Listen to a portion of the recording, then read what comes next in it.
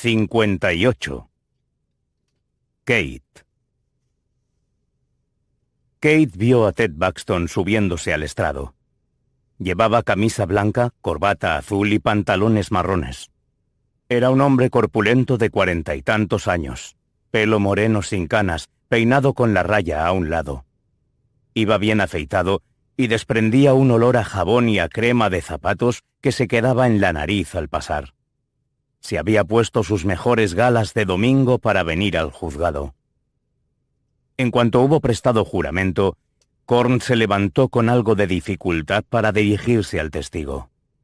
Antes de hacerlo, colocó un grueso libro de estatutos sobre la mesa de la acusación para que el jurado no viera la mancha de sangre mientras estaba en pie.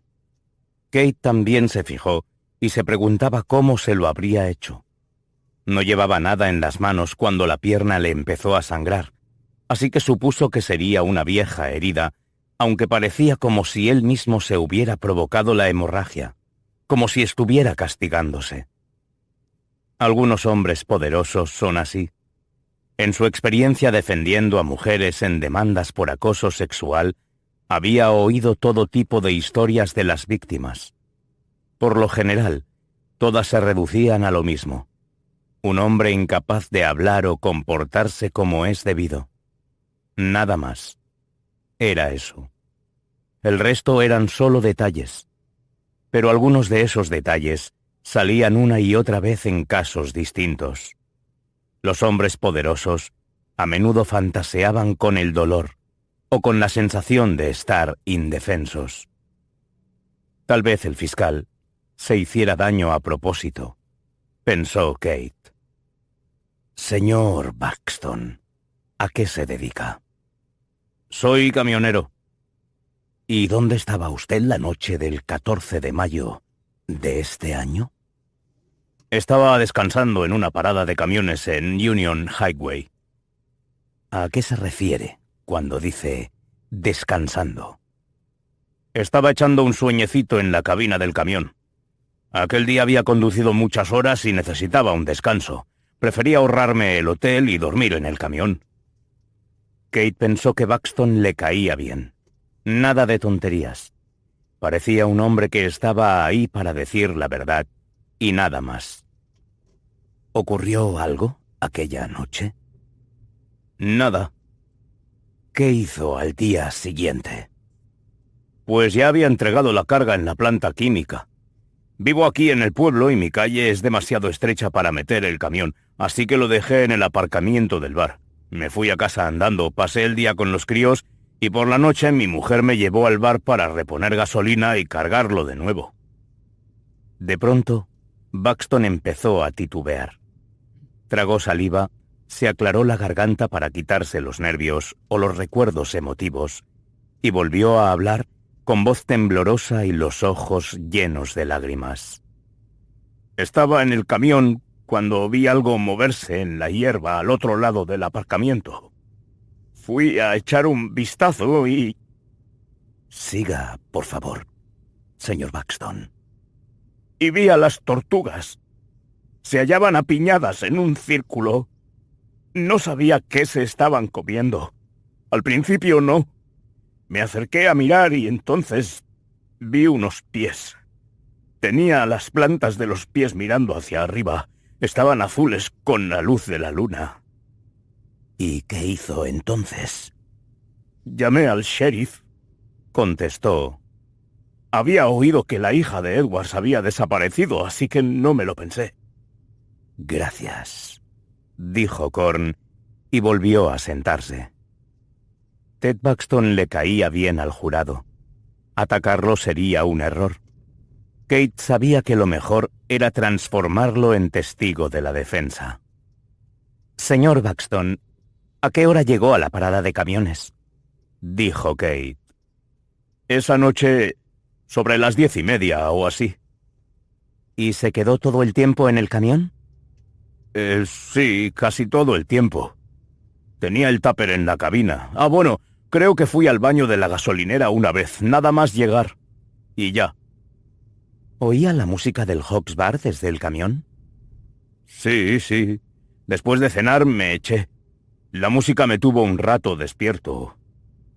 ¿Se despierta con facilidad? No mucha. Pero la música estaba lo bastante alta como para despertarlo. Sí. Kate miró rápidamente al jurado y volvió a centrar su atención en el testigo. Cada vez era más partidaria de utilizar sutiles movimientos de lenguaje corporal.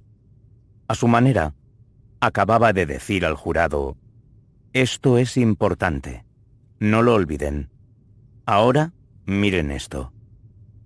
Aquella noche, ¿oyó a una joven gritar o pedir ayuda en algún momento? Buxton negó con la cabeza. No, para nada. Si lo hubiera oído, habría salido corriendo. Tengo una hija de esa edad. ¿Y tampoco vio a la víctima esa noche antes de encontrarla muerta? No. ¿Y vio al acusado en algún momento de esa noche? No, que yo recuerde. Señor Buxton, la acusación defiende que Skylar Edwards salió del Hawks Bar alrededor de la medianoche con el acusado y que estaban discutiendo. Su argumento es que el acusado pegó a la víctima asestándole varios golpes en la cabeza, que ella logró arañarlo en la espalda con las uñas de la mano derecha y que en ese forcejeo la víctima se dislocó y rompió 2 de los dedos de la mano izquierda, que luego fue estrangulada hasta morir y en algún momento de esa noche o el día después la enterraron en el lugar donde usted la encontró. Comprende que ese es el argumento de la acusación, ¿verdad? Supongo que sí. Pero usted no oyó ningún grito ni ningún ruido como el que se habría producido en un forcejeo así, ¿verdad, señor Buxton? No. Gracias, señor Buxton. Nada más. Korn no tenía más preguntas y dejó que Buxton bajara del estrado. Chandler vio cómo se iba por el pasillo hasta salir por la puerta del fondo de la sala. Anunció un descanso y en ese instante Kate creyó ver algo en la expresión del juez al levantarse del asiento. Era preocupación y duda. Y todo ello apuntaba hacia el fiscal. No quería hacerse demasiadas ilusiones, pero daba la sensación de que Chandler empezaba a creer que Andy Dubois tal vez fuera inocente. Kate intentó apartar esa idea de su mente para que no la distrajera, y pensó en los testigos de la acusación que quedaban por comparecer. Eran Cheryl Banbury, la experta en ADN que relacionaba el ADN de Andy con el material hallado bajo las uñas de Skylar Edwards, el agente Leonard, que podía demostrar la confesión y dar fe de los arañazos en la espalda de Andy, Ryan Hawk, el propietario del Hawks Bar, y por último, el padre de Skylar, Francis Edwards, para enternecer al jurado. ¿Quién va ahora?, preguntó. Eddie sacudió la cabeza y dijo: «Ni idea. Korn está sufriendo. Es capaz de hacer cualquier cosa. Aún quedan sorpresas en este caso». 59. Eddie. Podíamos salvar la vida de Andy y sabía que cuanto más arrinconado tuviéramos a Korn, más peligroso sería. Ese tipo de hombres siempre lo son. El poder de su cargo lo excitaba. Es más fácil ser un monstruo cuando tienes en tus manos la vida de una persona sin nada que lo controle ni lo atenúe, sin nadie a quien rendir cuentas. Korn tenía dinero y una educación de primera. Debería estar representando a países diminutos, sentado ante un escritorio de mármol en una oficina de 2000 metros cuadrados en Manhattan. Sin embargo, estaba en un pueblucho de mierda en Alabama, ganando $100,000 al año. Esto no era un fracaso para él. Korn había buscado ese trabajo. Cuando lo aceptó, ya era un monstruo. Lo que a él lo atraía era el poder. Durante el breve descanso se había cambiado de traje. Ahora llevaba uno de raya diplomática azul marino y grueso para ocultar la hemorragia de la pierna. O era una herida incurable, o él no quería que se curara. Algunas personas no solo disfrutan causando sufrimiento, sino que gozan del dolor en sí. Si yo le diera un puñetazo directo en la herida, tal vez no lo disfrutaría tanto. Desde luego, no tanto como yo. El juez y el jurado entraron en la sala y Korn lanzó la bola al aire. «Llamamos a la doctora Cheryl Bunbury», dijo. Una señora vestida con una chaqueta de color amarillo limón y pantalón negro avanzó hacia el estrado. Tendría 50 y tantos años, tal vez 60 y algo.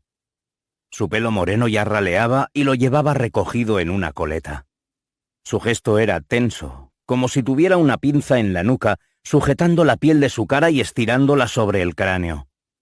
Lo único que delataba su edad era la mirada vidriosa en sus ojos verdes y las manchas en sus manos. Prestó juramento, miró con amabilidad a Korn y le expuso sus credenciales como testigo pericial cuando el fiscal se lo pidió. Parecía un número ensayado. Ya habían bailado esta canción muchas veces. Aquella familiaridad me hizo pensar en cuántos hombres habría ayudado a ejecutar la buena doctora. La simple idea me hizo estremecer. El sudor de la espalda se me empezaba a secar y tenía frío. Me venía bien. Debía estar especialmente agudo con aquella testigo. La doctora Bunbury tenía tablas. Sería una adversaria formidable. «Doctora, recibió 2 pruebas para examinar y cotejar. ¿No es así?» «Sí, tal y como detallé en mi informe. Fragmentos de uña y una muestra de ADN». «Bien. Sé que hay numerosos datos científicos en su informe, pero ¿podría explicar al jurado, en términos sencillos, el resultado de sus análisis?» «Por supuesto. Primero examiné las sustancias en la parte inferior de las uñas y tomé una muestra. Parte era sangre y piel, partículas diminutas. Examiné esas partículas y logré extraer el patrón de ADN». «¿Y qué es un patrón de ADN?» «Es como el código genético de un ser humano. Cada persona es distinta. Cada uno tiene su propio código». «¿Qué hizo con la muestra de ADN que se tomó del acusado?»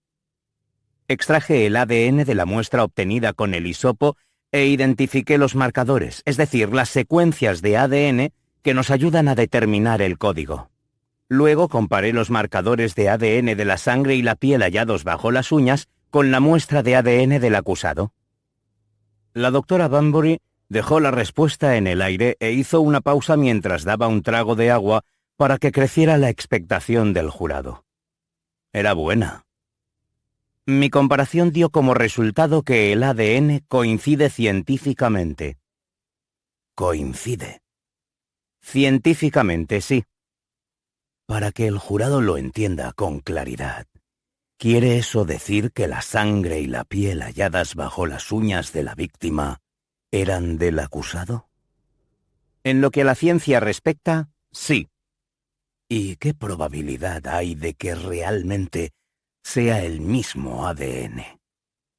Un 99%. Gracias, dijo Korn, sentándose con un atisbo de satisfacción en su rostro afilado. Yo sabía por qué estaba tan contento. El jurado se estaba tragando hasta la última palabra de lo que decía Bunbury. Era un testimonio sólido. La ciencia indicaba que la víctima y Andy se enzarzaron en un forcejeo y ella le arañó la espalda, dejando rastros de su ADN bajo sus uñas. Game over. Noté una mano sobre mi brazo. Era Harry tirando de mí para susurrarme algo. «Es buena. Sujétala bien antes de apretar el gatillo. A nada que le des espacio para moverse, Andy es hombre muerto». Tenía razón. Todo dependía de aquel momento. Si no dábamos la vuelta al testimonio de Bunbury, todo habría acabado. Antes de levantarme para repreguntar, volví a mirar a Andy y a su madre. Ella tenía el brazo metido a través de la barandilla que separaba al público de la mesa de la defensa. Andy había girado su silla para que el juez no viera que estaba agarrando su mano. Patricia conocía a su hijo. Por muchas pruebas que dijera tener Korn, ella sabía que Andy no era un asesino. Pero eso daba igual si nosotros no éramos capaces de salvarlo. Había tenido tiempo para pensarlo y creía tener algo de margen para atacar. La clave era Andy. Él me había dicho que la policía lo golpeó hasta quedar inconsciente. Y yo lo creía. Con las pruebas que habíamos descubierto en los últimos días, empezaba a verlo claro. Las piezas empezaban a encajar. Ahora tenía que unirlas todas. Respiré hondo y coloqué el primer clavo.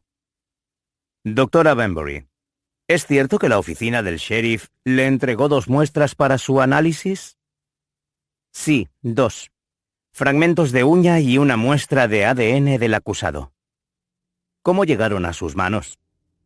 El sheriff, que Dios lo tenga en su gloria, vino a traerlas al laboratorio del condado donde yo firmé un recibo y las guardé bajo mi custodia. ¿Hace cuánto que trabaja como experta en ADN para el condado? 15 años. Tendrá una buena relación laboral con la policía, una relación forjada a lo largo de mucho tiempo, ¿no es así? Sí, podría decirse que sí. ¿Qué prueba examinó primero? Los fragmentos de uña de la víctima. Y estaba examinando el material que había bajo las uñas, ¿no es así? Sí, así es. Me informaron de que el acusado tenía unos rasguños en la espalda que podían ser marcas de arañazos, y yo analicé las uñas de la víctima para ver si había piel, sangre o ADN del acusado bajo ellas. Entiendo. ¿Había alguna otra sustancia en esos fragmentos de uña, aparte del material genético? Sí, algunos compuestos químicos. Me enteré de que la víctima estaba estudiando química en la Universidad de Alabama. Supongo que estaba en contacto con todo tipo de sustancias. ¿Podría leer en voz alta la lista de materiales que encontró en los fragmentos de uña que no eran material genético? Banbury miró al juez y dijo: ¿Puedo consultar mi informe? Adelante. Esto es un testimonio, no un examen de memoria, contestó Chandler. Banbury sacó unas gafas de leer con montura fina de metal, se las colocó sobre el puente de la nariz y miró el informe, que tenía dentro de una funda de plástico. Pasó un par de páginas hasta encontrar el párrafo en cuestión y empezó a leer. Examiné los fragmentos de uñas aportados en bolsas de pruebas cerradas y etiquetadas como CL12 con los siguientes resultados: sangre, piel, detritus en general, residuos de polvo. Los residuos de polvo eran partículas de anticolinérgico 4 partes, sertralina 1 parte, sulfato de morfina 4 partes y fenotiacina, probablemente plocorperacina 1 parte. La sertralina es una droga, ¿no es así, doctora? Un ansiolítico comúnmente conocido como Zoloft, ¿verdad? Así es. Veamos ahora los otros 3 compuestos que encontró. Si no me equivoco, el anticolinérgico también es una droga. Se usa en el Benadryl, un relajante muscular que ayuda con los espasmos estomacales, ¿no es así? Sí. El sulfato de morfina se puede tomar en pastillas para aliviar el dolor, ¿correcto? Correcto. Y la última sustancia, la proclorperacina, es un antiemético. Puede ayudar a controlar las náuseas, ¿no es así? Supongo, no soy farmacéutica. Tampoco lo era la víctima. Ella estudiaba química, no farmacia. ¿No le parece que es una combinación inusual de sustancias para encontrar bajo las uñas de una persona? Por mi experiencia, se encuentran muchas cosas inusuales bajo las uñas de la gente, contestó Banbury. Tenía que apretar más, poner más clavos. Permítame que se lo pregunte de otro modo. ¿Alguna vez ha encontrado esa combinación de sustancias bajo otros fragmentos de uña que haya examinado? La doctora Banbury asintió muy levemente. Sabía que estábamos lidiando una batalla verbal y acababa de apuntarme un punto. Pero no tenía ni idea de a dónde quería ir a parar con aquello. Nadie lo sabía. Nadie más que Kate, Harry y Block. No, contestó. No creo haber encontrado esa combinación de sustancias en fragmentos de uña, pero claro, todas las muestras tienen características únicas. La doctora creía que estaba esquivando otro golpe. Eso era lo que quería que creyese. Y las sustancias halladas bajo esos fragmentos de uña nos pueden ofrecer pruebas cruciales, ¿verdad? Ahora ya parecía más recelosa, pero no le quedaba otra que confirmarlo. Sí, pueden contar una historia, como quien arañó a alguien en la espalda. La doctora estaba disparando a voleo. Por ahora tendría que ignorar esa bala. Yo me estaba centrando en la imagen completa, pero me apunté mentalmente aquella respuesta. Más tarde la recuperaría y se la lanzaría a la cara. Para que quede claro, usted analizó las sustancias halladas en las uñas, no las uñas en sí, ¿verdad? Correcto. No hacía falta examinar el ADN de las uñas en sí. El origen estaba claro y ya lo había determinado la cadena de custodia de pruebas del sheriff. Además, extraer ADN de una uña humana es un proceso mucho más difícil. Era el momento de poner el dedo sobre el gatillo. El acusado, que niega ningún tipo de altercado con la víctima, no recuerda que lo arañaran. No sabe cómo le hicieron esos rasguños en la piel. A ver, ¿qué iba a decir? Para mí está claro. Doctora, me gustaría mostrarle una fotografía de la víctima. Es la fotografía número 2 de la acusación. La alguacil metió la mano detrás de su escritorio y sacó una fotografía ampliada de la víctima tirada en el suelo detrás del coche de Hawk. Para empezar, me gustaría dar las gracias a la acusación por ampliar esta foto. Nos es muy útil. Doctora Banbury, mire las uñas de la víctima, por favor. Banbury se quitó las gafas de leer, se giró y miró la imagen. La víctima llevaba esmalte de uñas rojo vivo. Doctora, en su examen de los fragmentos de uña de la víctima, no menciona esmalte de uñas entre los compuestos hallados aparte del material genético. Banbury tragó saliva y dijo: sí. ¿Dónde están los fragmentos de uña ahora mismo? En mi laboratorio. Doctora, piense bien antes de contestar. En su opinión, los fragmentos de uña que examinó no tenían rastros de esmalte de uñas. ¿Me equivoco? Dudó. Miró otra vez la fotografía. Estaba estudiándola, entornando los ojos para fijarse en las uñas. Es posible que el esmalte se desprendiera cuando se las cortaron, dijo. Espere un momento, retrocedamos un poco. ¿Está usted confirmando que los fragmentos de uña que usted examinó no tenían esmalte de uñas? Así es, pero como ya le he dicho, es posible que se desprendiera.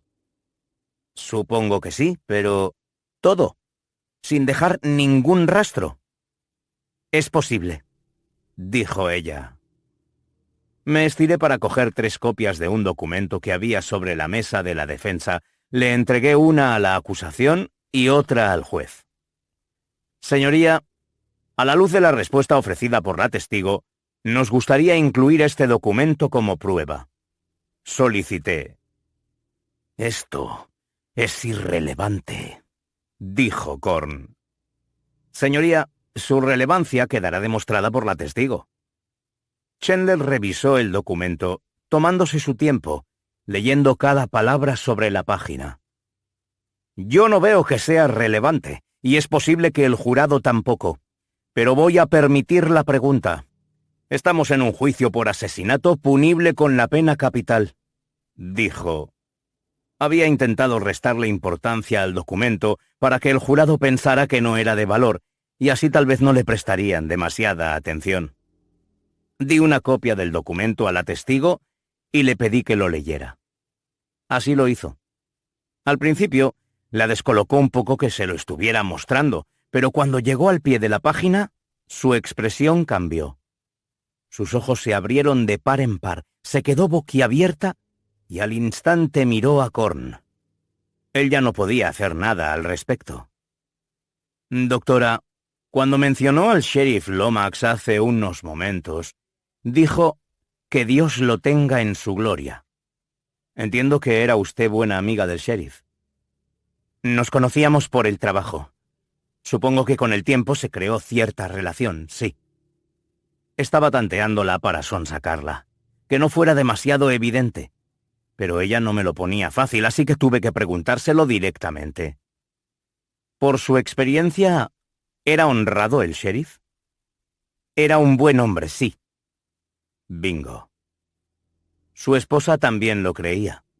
Dije, y estiré una mano. Kate me puso 3 copias de una foto en ella. Se las di al juez, a Korn y a la testigo. Quiero que se incluya esta fotografía como prueba. Señoría, ¿está pidiendo en serio el señor Flynn a este tribunal que permita que esta fotografía se considere una prueba? Saltó Korn. El juez Chandler miró la foto e hizo como si la estuviera pesando en la mano. Miró al techo, luego a Korn y otra vez la foto. Llevaba muchos años en el cargo, más que Korn, más que el sheriff. Tal vez me equivocara, pero creí ver un cambio en él. Chandler conocía a Lomax desde hacía mucho tiempo, desde antes de que Korn llegara al pueblo, y algo lo inquietaba. ¿Esta foto es auténtica?, me preguntó. Lo es, señoría. Si cabe alguna duda, estoy seguro de que la oficina del sheriff tiene la original. Si hay alguna disputa sobre su autenticidad, podemos conseguirla. Contesté. Prueba admitida, dijo el juez. Esto es indignante, señoría. Korn empezó a protestar, pero no llegó a terminar. No, señor Korn, no lo es. Ya lo he decidido, y debe usted acatar mi decisión, dijo el juez ante la cara de incredulidad de Korn. Me giré para mirar a Kate y a Harry. Estaban como si el juez acabara de sacarse un conejo blanco de la toga. Algo había cambiado en la sala, en la temperatura.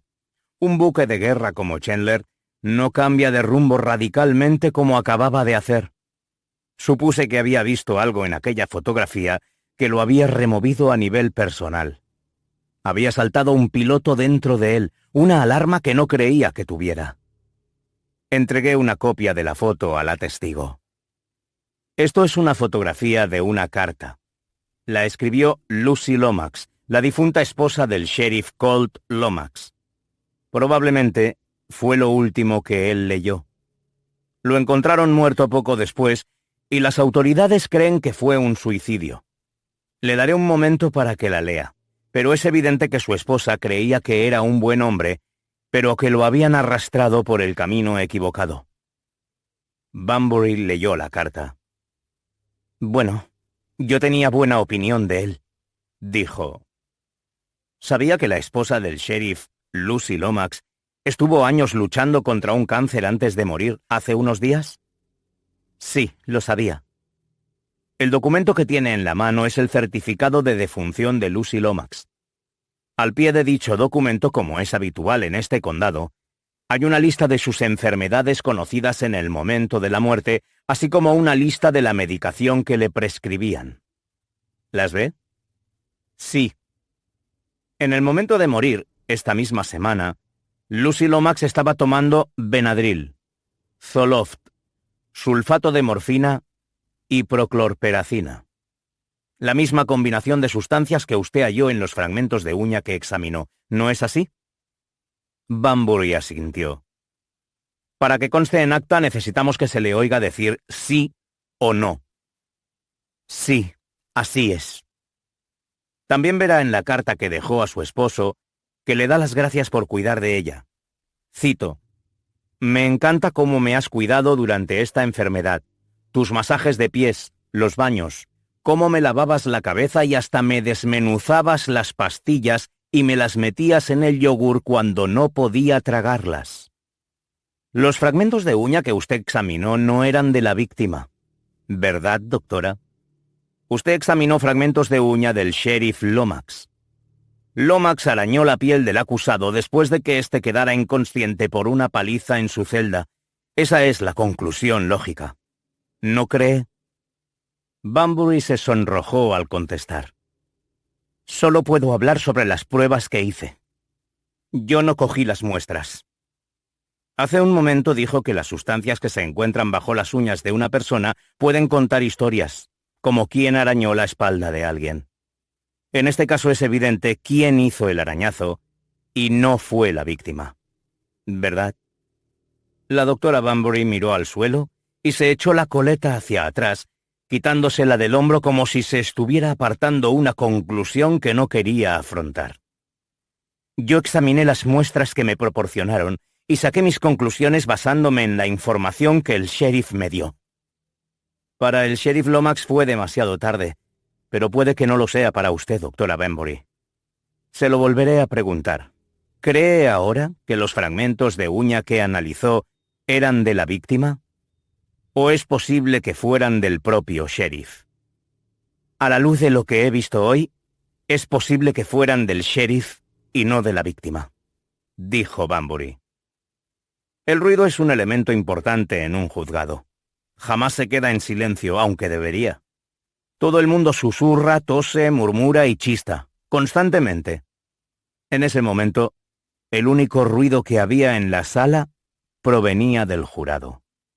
Algunos se miraron entre sí, otros lanzaron un grito ahogado, otros maldijeron entre dientes.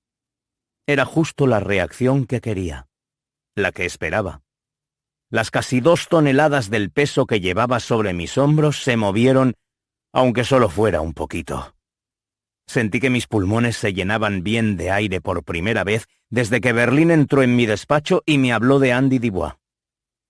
Lomax había muerto porque quería redimirse. Estaba seguro de ello. El juez también lo había entendido. Probablemente recordaba al sheriff joven al que Lucy describía en la carta a su marido. El joven que quería hacer el bien, que llevaba un amuleto, que quería marcar la diferencia. Puede que Chandler reconociera algo de sí mismo en aquella carta. Las mujeres tienen la capacidad de detectar las mentiras con la agudeza de un cuchillo de acero caliente. Le dije al juez que no tenía más preguntas para la testigo. No quería fastidiarlo. Había conseguido mucho más de lo que esperaba y a partir de ahora solo podía torcerse. Me dieron ganas de pedir al juez que desestimara el caso directamente por mala praxis policial y fiscal.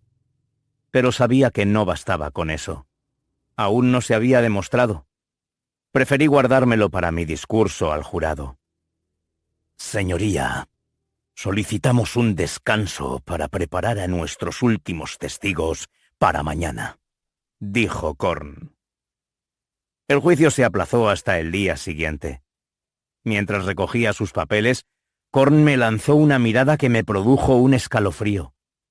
Le habíamos asestado varios puñetazos en el estómago y estaba preparado para defenderse. Entonces miró a Andy y vi esa sonrisa en sus labios. Algo iba a pasar. Algo malo. Korn tenía un as, una especie de seguro, y estaba a punto de tirar de él. 60. Block. Block estaba sentada en el sub, con el aire acondicionado apagado y la ventana un poco abierta, vigilando por si algún coche se detenía delante del apartamento donde se había colado el día anterior. Después de pasarse un par de horas recorriendo la ciudad y sus alrededores, aún no había encontrado a Francis Edwards. Su coche no estaba en la entrada de su casa y no lo había visto en todo el día. Al final, decidió ponerse a vigilar la oficina donde se reunía la Camelia Blanca. Llevaba ya 3/4 de hora allí sentada, sudando bajo el sol, observando la calle. Ninguno de los coches del día anterior había aparecido por allí, ni la ranchera con la bandera confederada, ni tampoco había vehículos aparcados delante del edificio. El pueblo estaba tranquilo bajo la luz de mediodía, casi pacífico.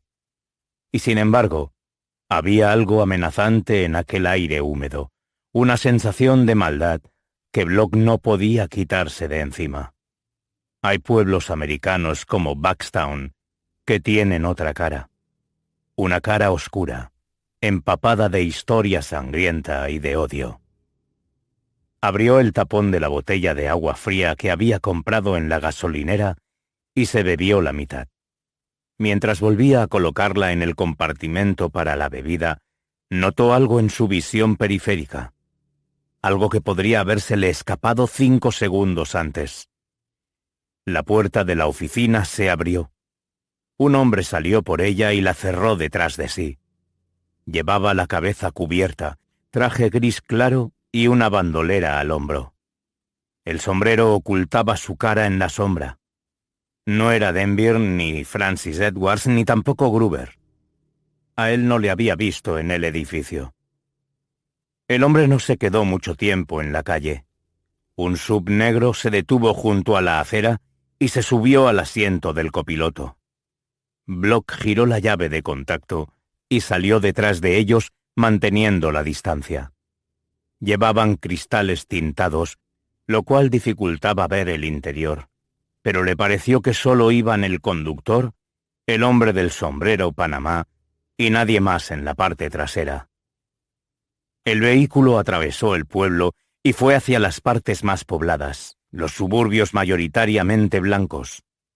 Block se había recorrido Buckstown y las cicatrices de las leyes de Jim Crow que establecían la segregación racial en todas las instalaciones públicas aún eran evidentes.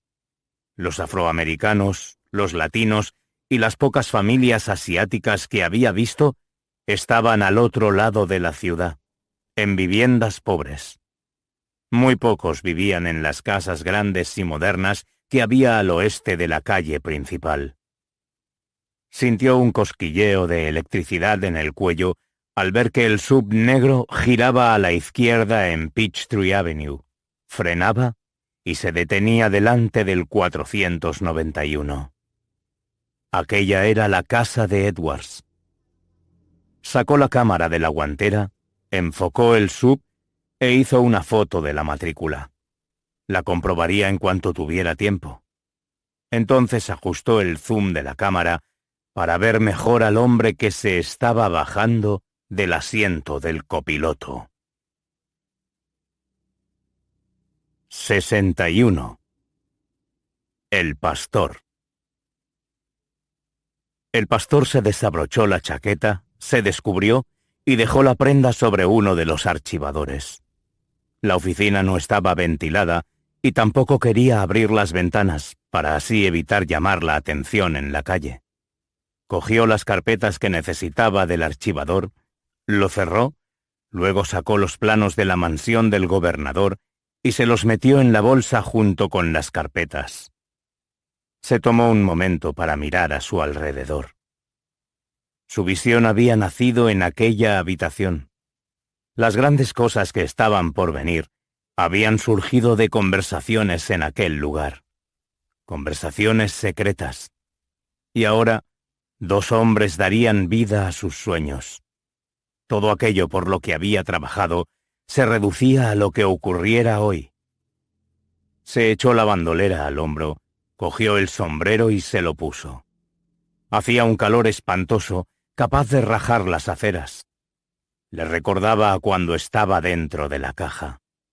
El sol era como un dios abrasador que despegaba la pintura negra de los tablones de madera, cociéndolo en la oscuridad mientras él suplicaba a su padre que lo dejara salir. «Reza, muchacho, pide perdón y te hará libre», era lo único que contestaba el padre en respuesta a sus súplicas.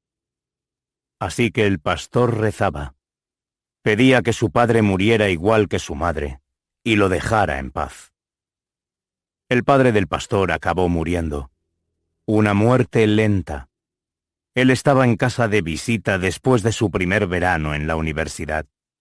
Aunque no tenía deudas gracias a la beca, tampoco le quedaba gran cosa para sobrevivir. Habían llegado ofertas para comprar la granja, pero el padre del pastor se negaba a vender, diciendo que prefería morir en sus tierras antes que dejarlas en manos de un desconocido.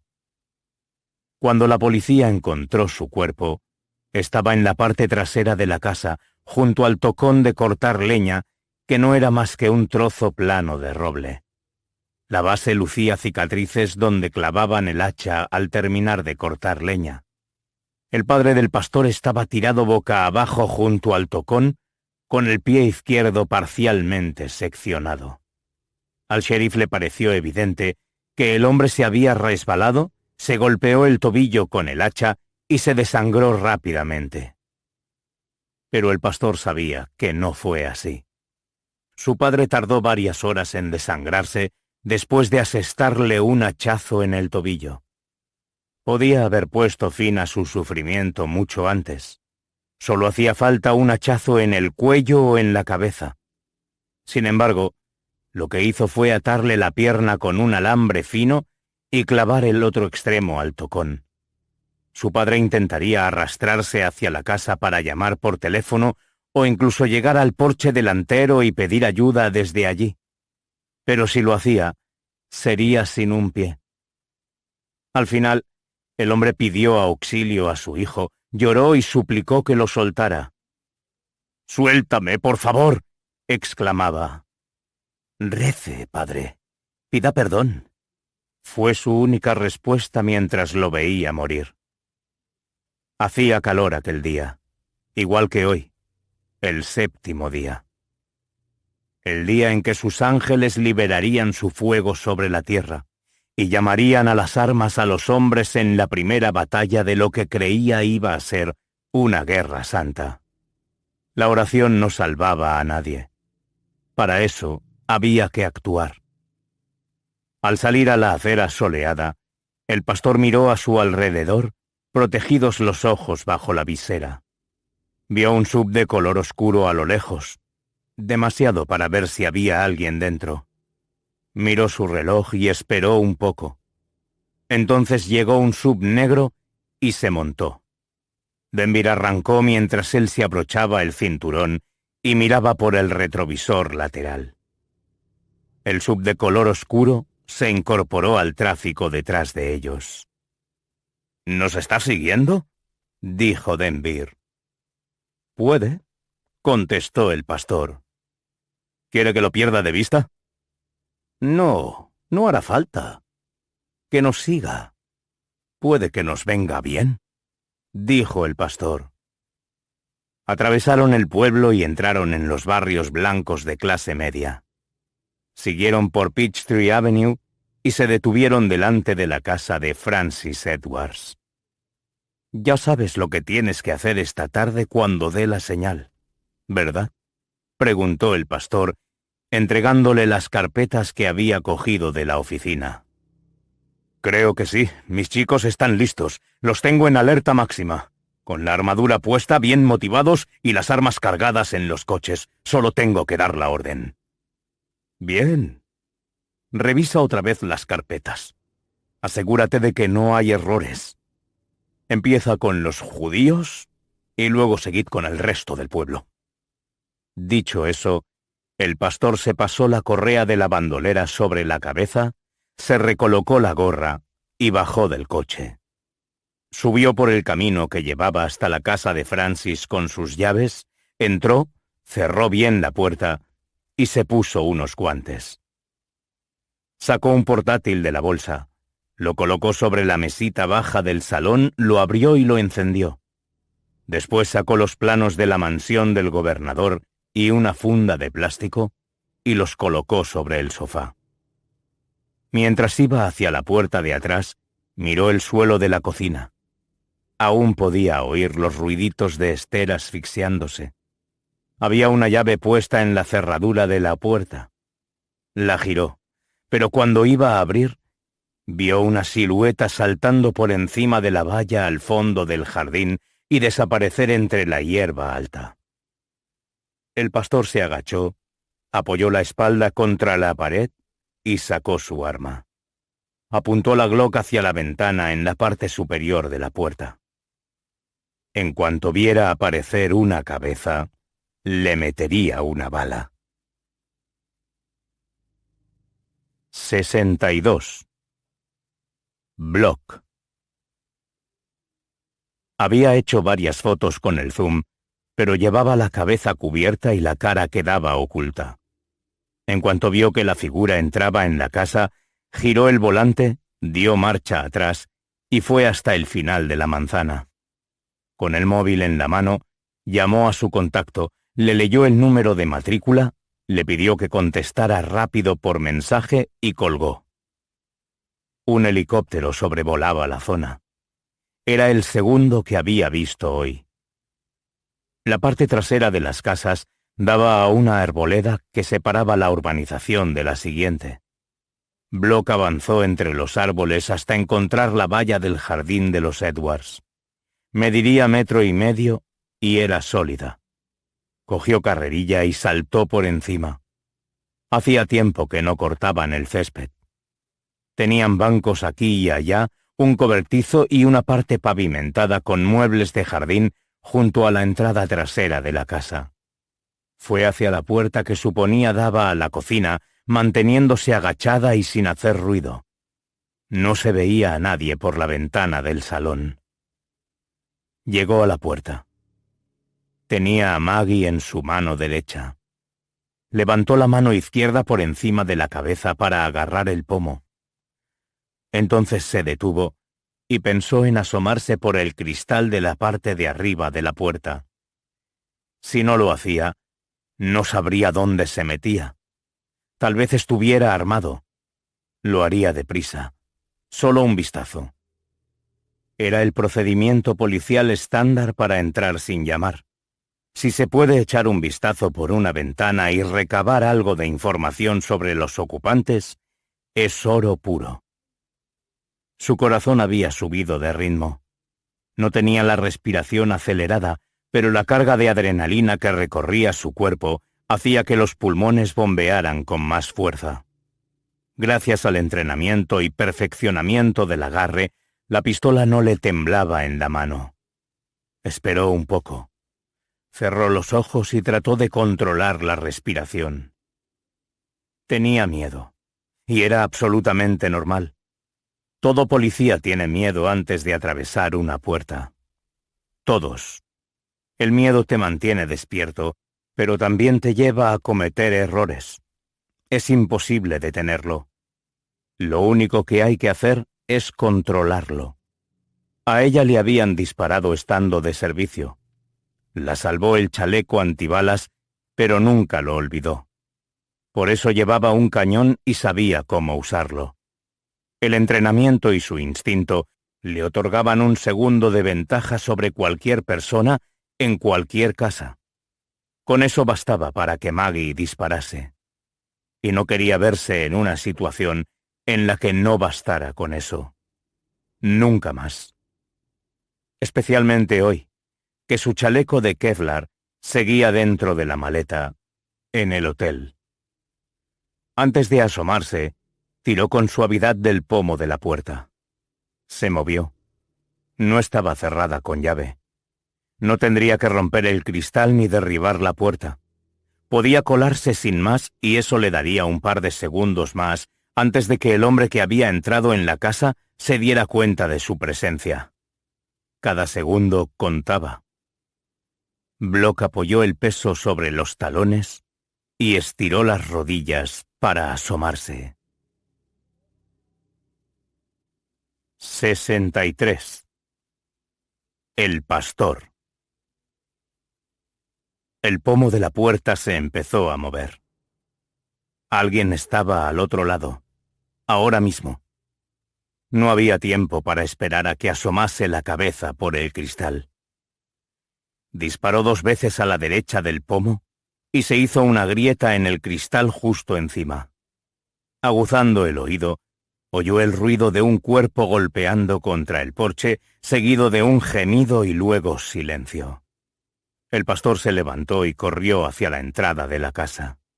Salió por la puerta, cerrándola de un portazo, se metió en el sub y sin decirle nada, Denver pisó a fondo el acelerador y los neumáticos ya estaban echando humo. «¿Qué ha pasado?», preguntó Denver. «Había alguien atrás. Le he dado. Estamos muy cerca, no podemos dejar que nada nos pare». Miró su reloj. «Tardarán en encontrar el cuerpo. La ambulancia y el sheriff no llegarán en menos de 10 minutos, si es que sigue con vida. Y otra media hora hasta que emitan una orden de busca y captura para Francis. Demasiado tarde. Ya se ha ido. Joder, vamos muy justos, dijo Denvir. Mira, hay demasiada presión. No podemos arriesgarnos a que nadie flaquee. A estas alturas no. Sé que íbamos a dejar que Hawk testificara, pero el fiscal va a tener que arreglárselas sin él. En cuanto me dejes, vea por él. Mándale un mensaje al desechable y dile que quedáis en el bar. Está cerrado porque se supone que va a declarar en el juicio. Dile que no abra hasta que llegues tú.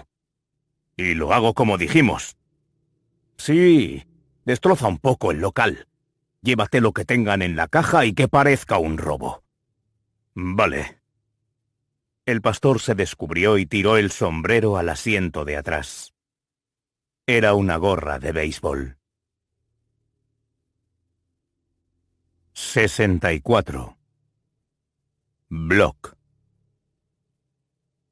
Separó la espalda de la pared de la casa, pivotó sobre los pies y se colocó delante de la puerta.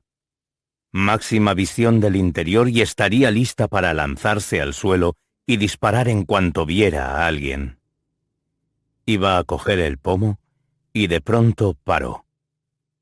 Desde aquel ángulo, justo delante de la puerta, vio 2 agujeros de bala en la madera y una grieta en el cristal por encima de los orificios.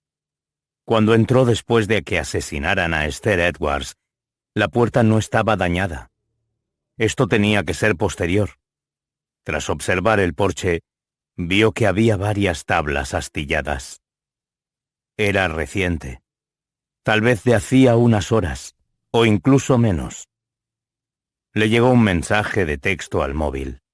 La matrícula que me has pedido es de Seguridad Nacional.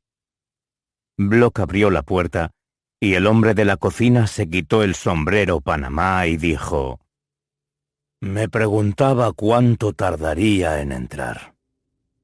Block pasó apuntándole con Maggie. En ese momento lo reconoció y soltó una enorme exhalación por la sensación de alivio mientras sus hombros se relajaban y bajaba el arma. «Señor Berlín», dijo Block, «no lo había conocido sin la... ¿La gabardina? Sí, últimamente me he acostumbrado a llevarla.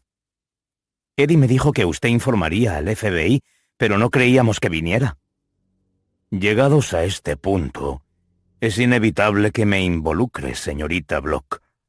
Creo que me ha seguido desde la oficina que está usando la camelia blanca». «Sí,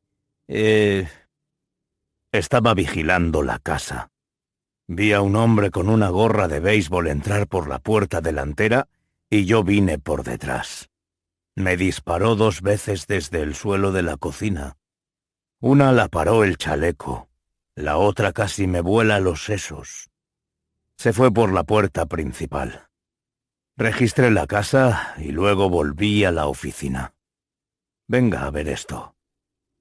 Block acompañó a Berlín hasta el salón.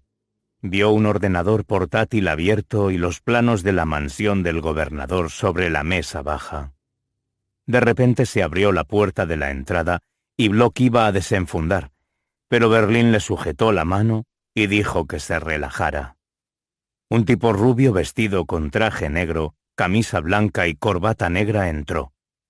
Llevaba gafas de sol y tenía un gesto inexpresivo.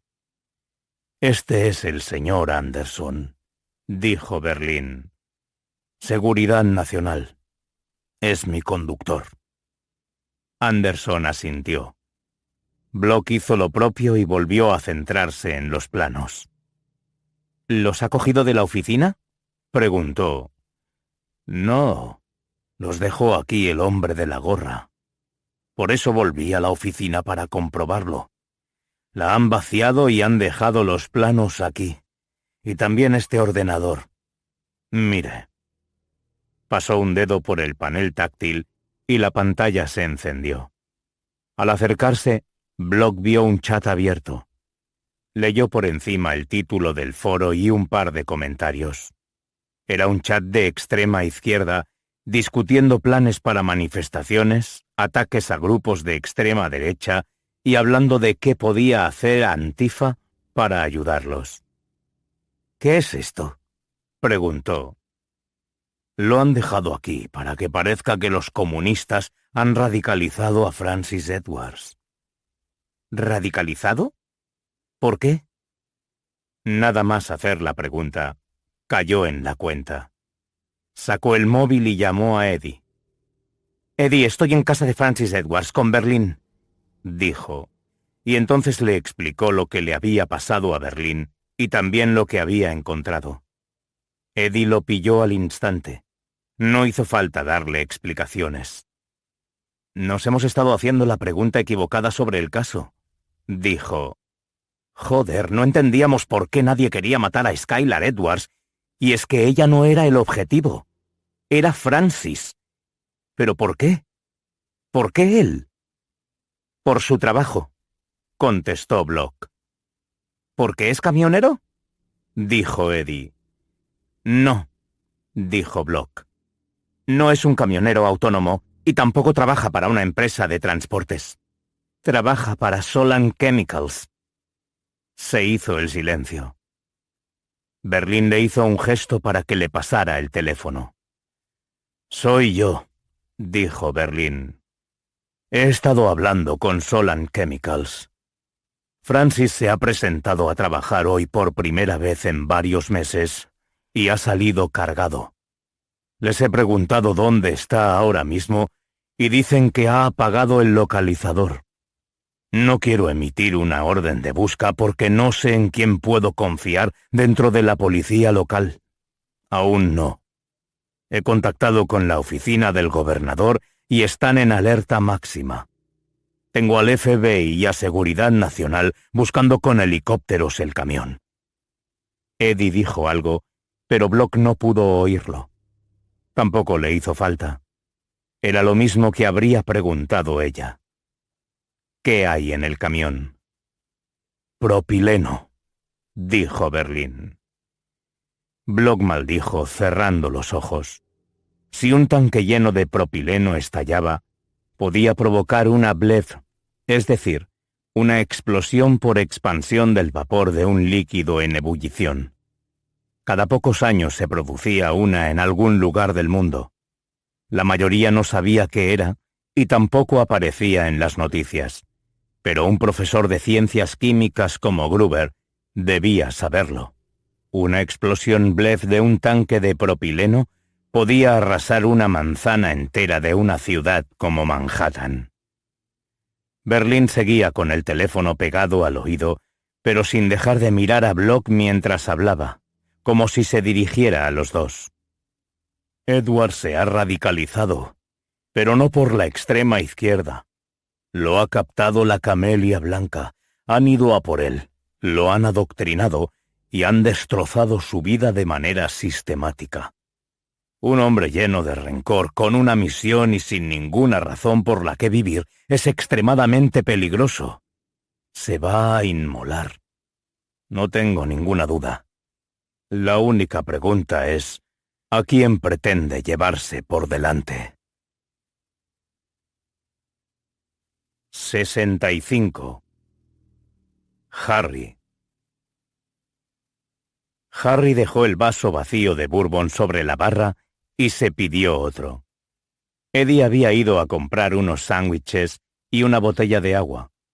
O estaba tardando o la buena gente de Bankstown seguía siendo tan servicial como siempre.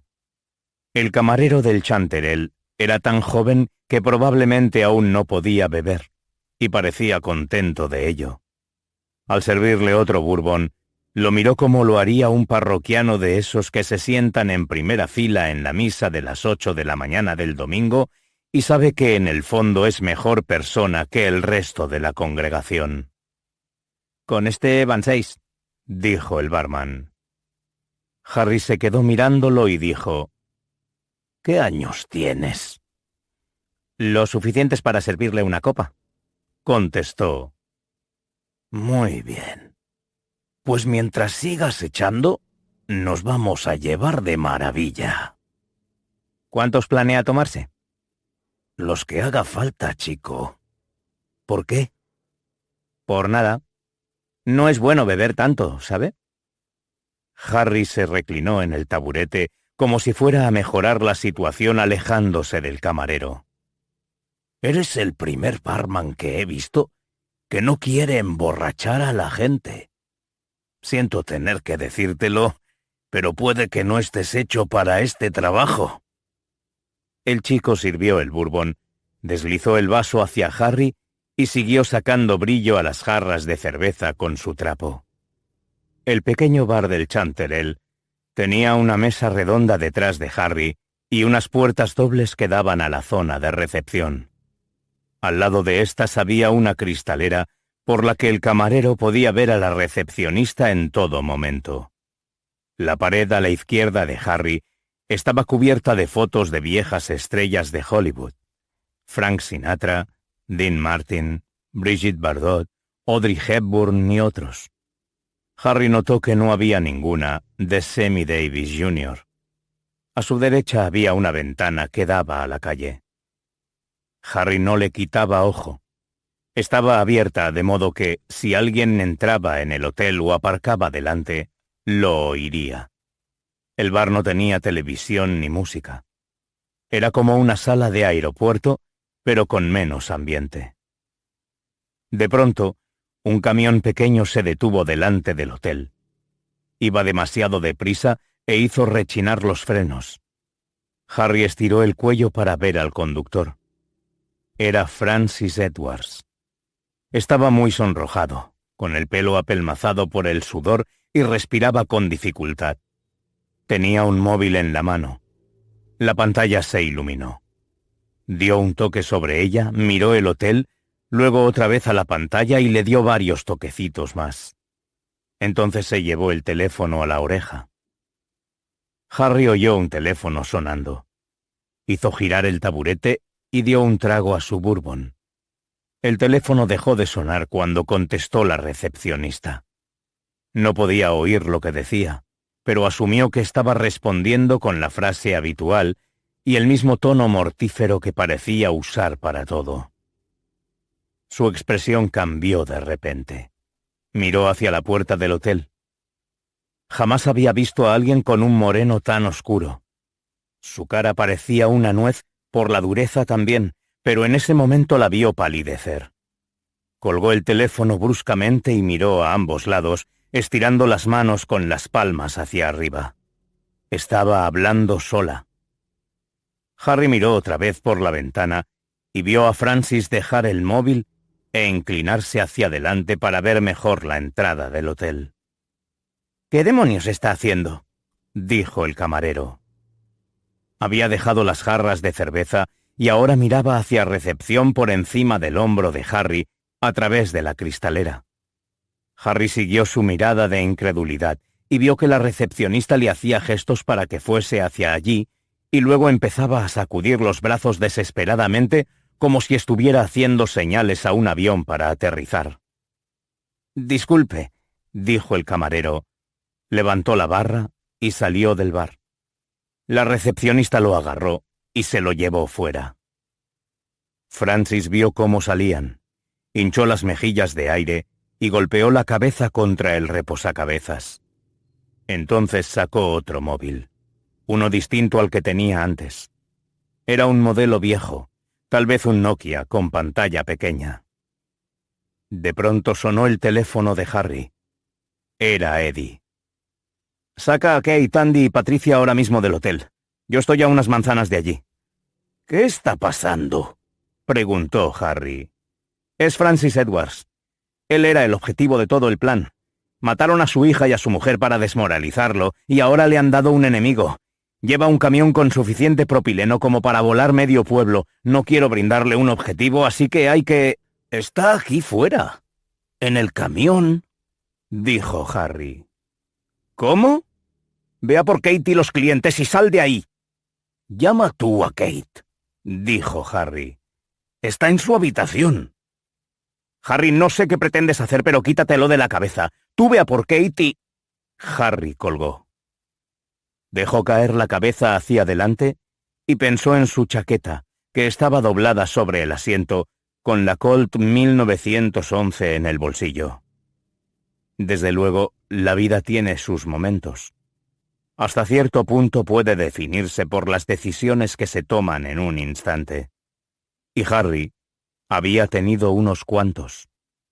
A los 15 años decidió mentir sobre su edad en un formulario de solicitud para alistarse en el ejército, siguiendo el consejo de su tutor en la escuela nocturna de que estudiara Derecho, sabiendo que el ejército le pagaría la carrera. Otro momento fue cuando decidió invitar a comer a un joven timador después de ver cómo conseguía irse de rositas a base de labia después de un accidente de tráfico. Apuró la copa, se levantó y fue detrás de la barra. Cogió la botella de bourbon con una mano y 2 vasos con la otra. Volvió a salir. Dejó la chaqueta donde estaba con la pistola en el bolsillo. Abandonó el bar, atravesó la recepción vacía y salió a la calle. Francis no lo vio. Estaba demasiado ocupado observando el pequeño móvil negro. Harry abrió la puerta del copiloto del camión y se subió sin decir una sola palabra.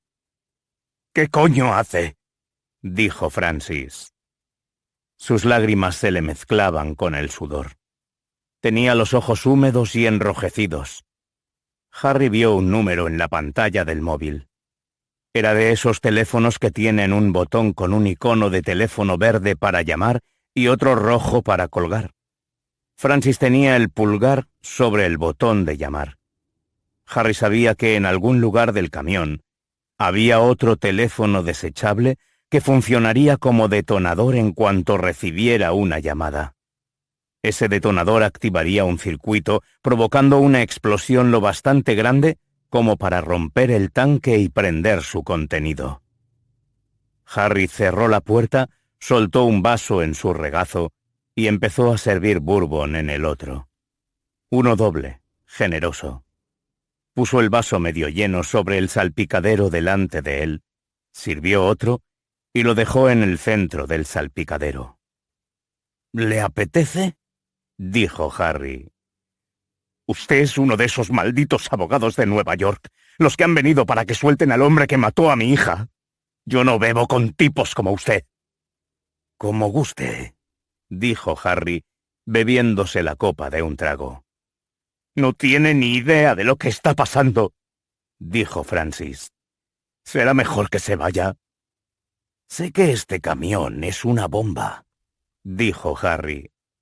Miró hacia abajo, y en el espacio que había entre sus pies y los de Francis, vio un maletín grande. Probablemente estaba lleno de explosivos, no los suficientes para causar grandes daños por sí solos, pero sí para reventar el tanque y prender su contenido. Y eso provocaría más daños de lo que Harry quería imaginar. «Sé que puede detonar el artefacto que tiene a sus pies con solo apretar ese botón de llamada. También sé que he dejado una pistola en el bar dentro de mi chaqueta, una Colt 1911, mi vieja arma de servicio. Esta noche he elegido. Sabía lo que hacía, Francis, y podría haberle metido una bala por el ojo desde el bar del hotel. Pero no lo he hecho.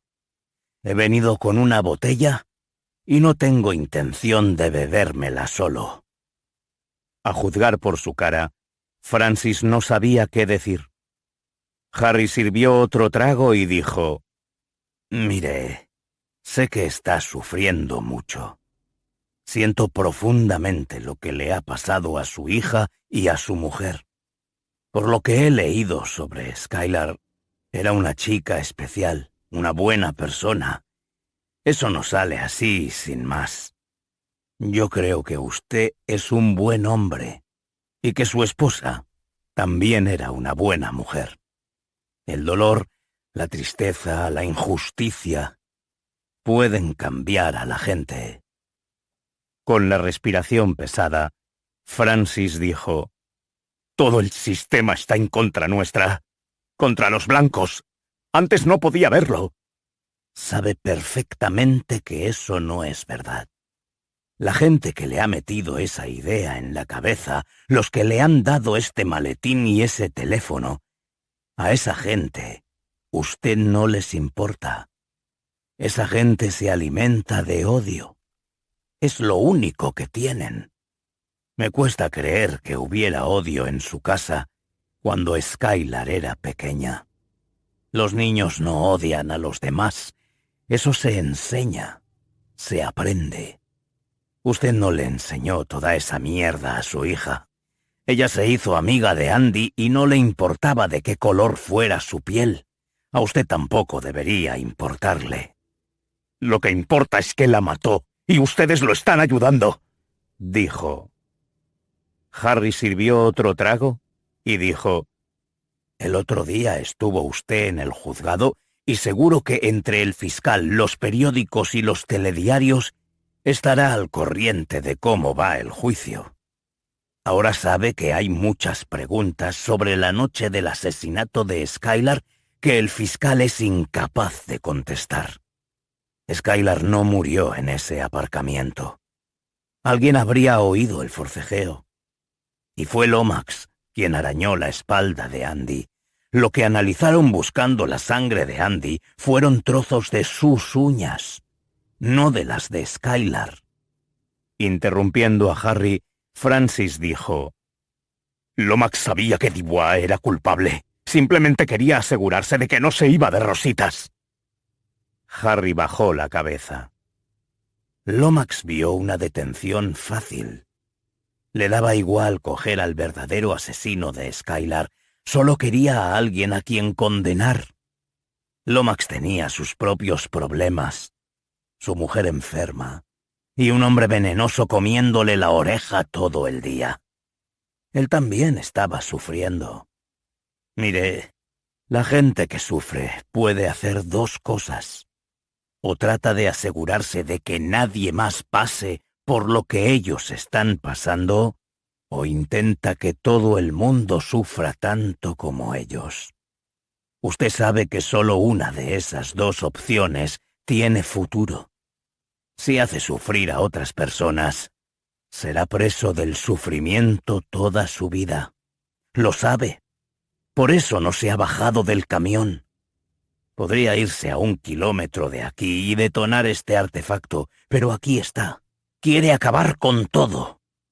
No quiere saber la verdad de lo que le pasó a Skylar. Por unos segundos, Francis miró el vaso de bourbon sobre el salpicadero. Luego volvió a mirar el teléfono que tenía en la mano. ¿Por qué voy a creerlo?, preguntó con los ojos llenos de lágrimas y el pulgar acariciando el botón de llamada. Yo creo que sabrá cuál es la verdad en cuanto la oiga. Hay muchas cosas que no tienen sentido en este caso. No encajan con los argumentos del fiscal. Las marcas en la cara de Skylar provenían del anillo de un policía, y eso no es un argumento que se haya inventado un abogado sofisticado. Las marcas estaban allí, en su piel. La respiración de Francis se aceleró todavía más. Cerró los ojos con fuerza y dio un puñetazo sobre el volante. «¡No es verdad! ¡Me está mintiendo!», dijo cogiendo el móvil con las dos manos. Puede y puede que no. Eso depende de usted. Mire, no estaría aquí si no creyera que vale la pena salvarle la vida, Francis. Podría haberle pegado un tiro en la cabeza desde la ventana del bar. Ahora, o coge ese vaso, se toma una copa conmigo y le cuento lo que realmente le pasó a su hija, o aprieta ese botón. Depende de usted. 66. Eddie. Nada más colgar Harry, llamé a Kate, le dije que cogiera a Andy, a Patricia y, si podía, a Harry, y que salieran pitando del hotel. Después llamé a Block, guardé el teléfono y eché a correr. Mis pies golpeaban contra el asfalto. Estaba a 5 minutos del hotel. Había soltado los sándwiches y las bebidas en cuanto recibí la llamada de Block para volver corriendo al Chanterelle. Un sub enorme se detuvo a mi altura y vi que bajaba en la ventanilla de detrás del copiloto. Era ella. «Sube», dijo Block. Crucé la calle corriendo y me monté. Berlín iba en el asiento del copiloto y un tipo al que no conocía al volante. Harry está intentando convencerlo de que no lo haga, lo sé, dije. ¿Por qué?, preguntó Berlín. Porque es viejo y estúpido y cree en el ser humano. El conductor se salió de la calle principal a tal velocidad y en un ángulo tan cerrado que los neumáticos chirriaron en señal de protesta y el coche basculó hacia la izquierda, obligándome a agarrarme del asiento y empujar a Block con el hombro derecho mientras giraba la cabeza buscando el camión. No tardé en verlo. «Ahí delante», dijo Berlín desde el asiento del copiloto. «Ve más despacio. Pásale al lado para echar un vistazo». El conductor redujo la velocidad y pasamos lentamente junto al camión. Harry estaba con Francis dentro de la cabina y se estaba sirviendo una copa. «Para el coche», dijo Block. Berlín le hizo un gesto para que siguiera adelante. «¡Para! Edward sigue en la cabina. Harry está con él», dijo ella tirando de la manija de la puerta. No se abría. Todas las puertas estaban cerradas y controladas por el ordenador de a bordo. «¡Déjame bajar!», pidió Block. Yo también tiré de la manija de mi puerta. No pasó nada. «Espera. Anderson, da la vuelta. Vuelve y gira el coche para que vea lo que está pasando en la cabina de ese camión», ordenó Berlín. El tal Anderson giró el volante y pasamos delante del camión, seguimos unos 100 metros y entonces atravesó el SUV en mitad de la calle, con lo que detuvo el tráfico para que ningún vehículo pudiera acercarse. Anderson sacó una pistola de la chaqueta de su traje. «No hay ángulo de tiro», dijo Berlín. «Podrías romper el tanque». «Hay que flanquearlo. Por el lado, déjame bajar», exclamó Block. Estaba nerviosa. Hablaba más alto de lo habitual. Era la Block presa del pánico. «Tranquilícese, Block», dijo Berlín. «No hay ángulo de disparo. Aunque flanquee a ese tipo y le meta 2 balazos en la cabeza, la bala podría rebotar. Podría dar a Harry o la bala podría rebotar dentro del cráneo de Edwards y hacer un agujero en la cabina y en el tanque». «Déjeme bajar. Sacaré a Edwards de la cabina antes de dispararle». Miré atentamente el interior de la cabina. Harry tenía un vaso de bourbon en la mano, Edwards un teléfono móvil. Los labios de Harry se estaban moviendo. Edwards escuchaba. Está intentando convencerlo. Hay que darle una oportunidad, dije yo. «Déjenme bajar y yo me ocupo de Edwards. Estamos perdiendo demasiado tiempo», insistió Block. La voz de Berlín atravesó el coche. «¡No! La verá venir y hará saltar el pueblo por los aires». Block soltó un rugido y le propinó un puñetazo a la parte trasera del asiento. Berlín tenía razón. No podíamos hacer nada. Por ahora no. Si asustábamos a Edwards, sería el fin. La boca me sabía a bilis. Quería vomitar. No podía mirar y, sin embargo, era incapaz de apartar los ojos de la cabina. Harry seguía hablando. Parecía relajado. De repente vi que levantaba la botella de bourbon, se rellenaba el vaso y le daba un sorbo. Había otro vaso sobre el salpicadero entre Edwards y él. Estaba lleno, intacto. Tragué saliva y oí mi corazón pataleando contra mi pecho. «No debería haberlo dejado solo», dijo Block. Francis Edwards tenía un teléfono en la mano. Un teléfono viejo, desechable. Probablemente también hubiera un detonador. Con los ojos desorbitados se mecía hacia adelante y hacia atrás en el asiento, con el teléfono en la mano, enjugándose las lágrimas mientras lo miraba fijamente. Harry seguía hablando. Edwards echó la cabeza hacia atrás con la boca muy abierta. Oí un grito. Un gemido venía de su garganta. Intenté decir algo, pero era incapaz de proferir sonido alguno. No tenía aire. Gruñí y saqué las palabras a la fuerza. «Tenemos que hacer algo. Va a activar el detonador».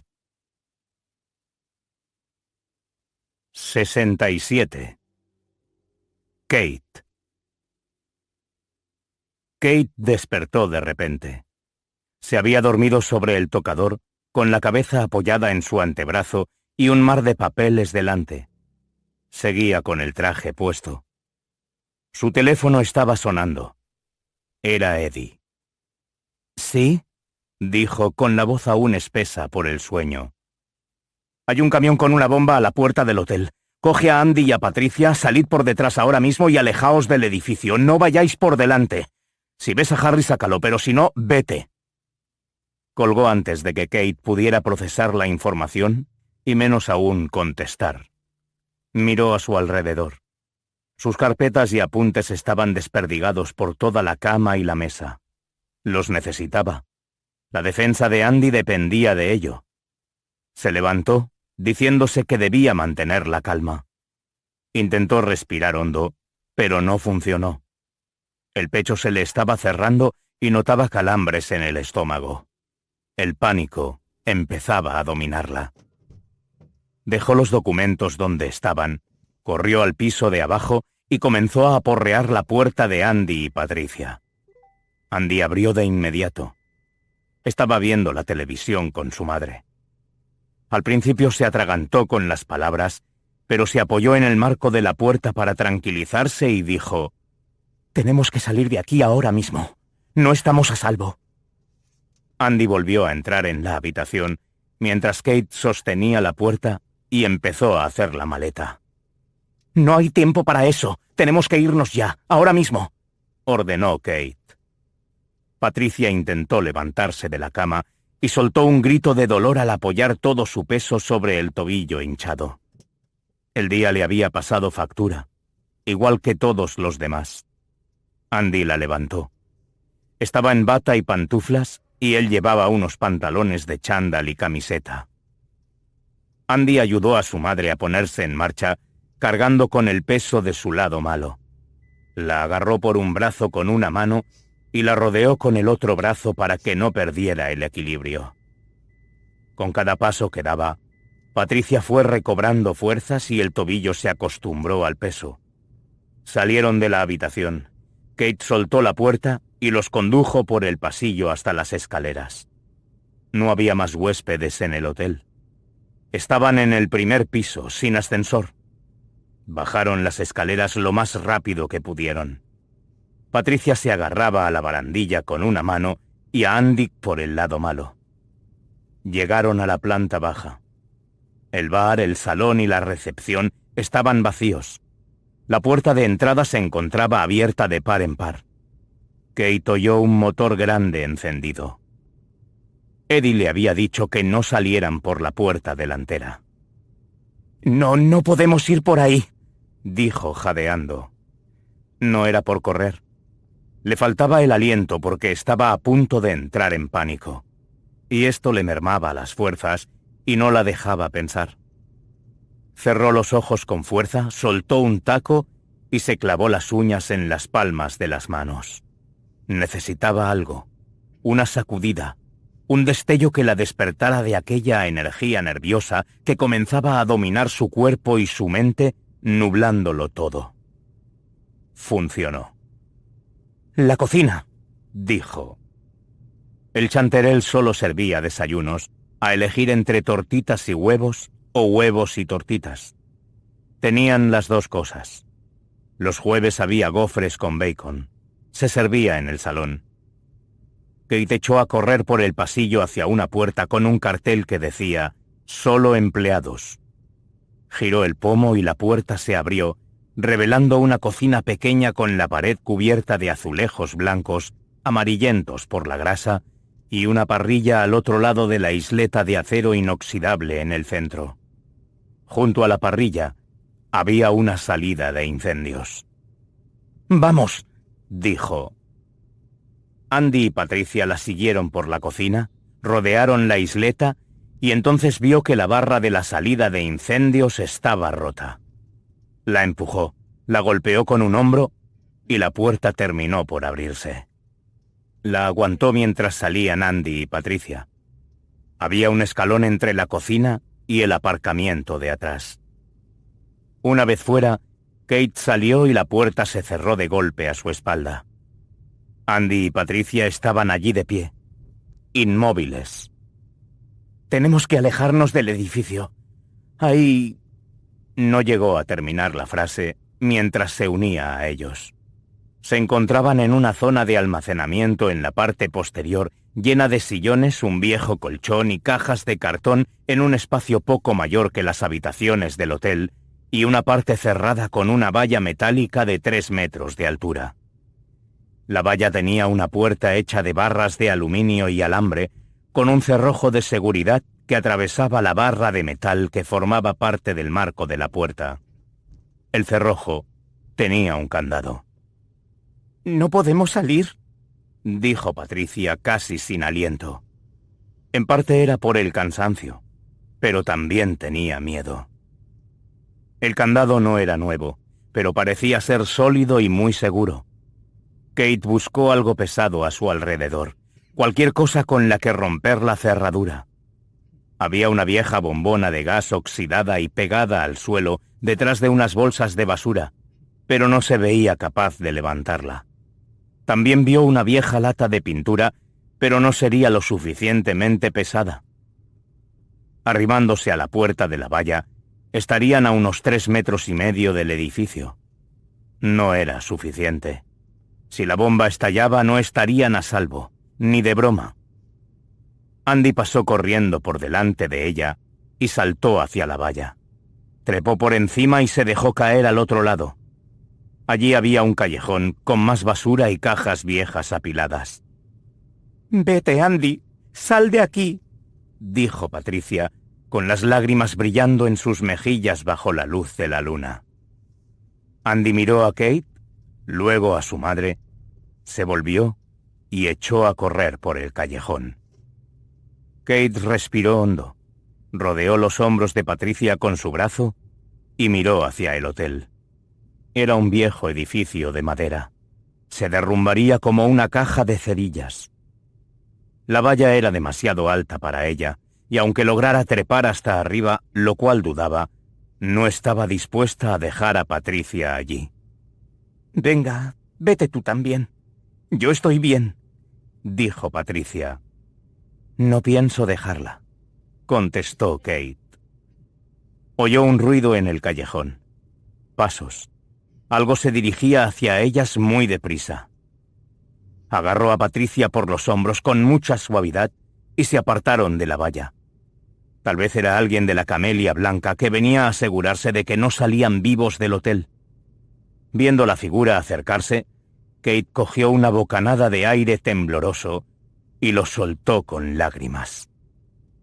Era Andy, con una tubería larga y gruesa sobre el hombro. La soltó en el suelo y, metiéndola bajo la parte inferior de la puerta, empujó hasta encajarla. Entonces empezó a tirar hacia arriba, usando las piernas y la espalda, con la tubería apoyada en su hombro y el otro extremo metido bajo la puerta.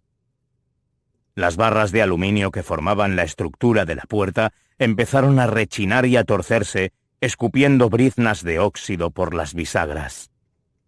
Andy rugía por el esfuerzo, apretando las piernas, tratando de levantar más y más la tubería. Pero la puerta no cedía.